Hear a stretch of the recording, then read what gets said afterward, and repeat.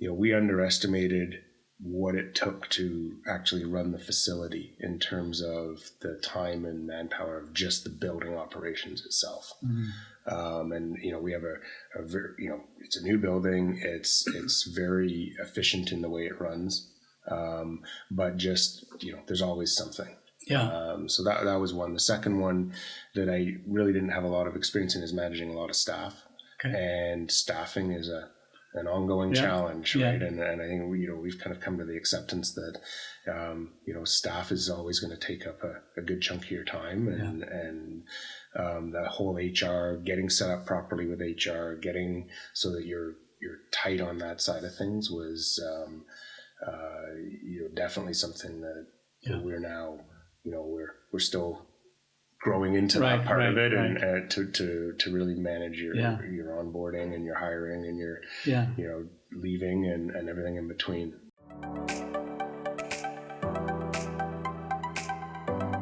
You're running the business as well as working on the business, and you're trying to balance that.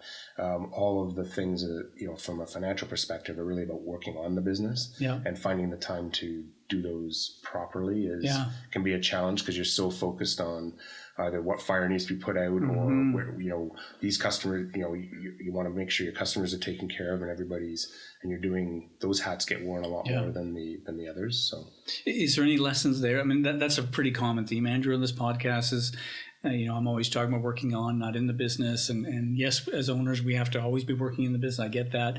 But it's also important to carve out time to work on the business. Is there anything that you've learned, for like a technique or a tool or something that you've come across and said, hey, this kind of works for me? Yeah, I find that not going into work allows me to work on the business better. I removing myself because when I'm there, everybody, I don't mean this in a bad way, but people can, they can take your time up. Sure. Right. And whether it's employees or customers, if they see you there not actually engaged with somebody else, they figure you're not doing it. Yeah. So, right. So if I, to work, that the time when you need quiet time, I'll try not to be there.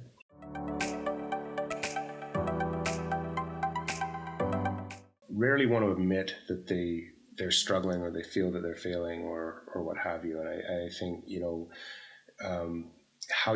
how you handle that at the time is really critical, and being able to talk to somebody. If you have a partner, that's great. Right. If you don't have a partner, if it's a spouse, and sometimes you don't want to tell your spouse, we're struggling here. But I think, like a lot of things, just being able to get it off your chest helps reduce that stress level, or work through a problem that you don't think anybody can help you solve because your business is unique or whatever. At the end of the day, the problems, generally speaking, aren't unique.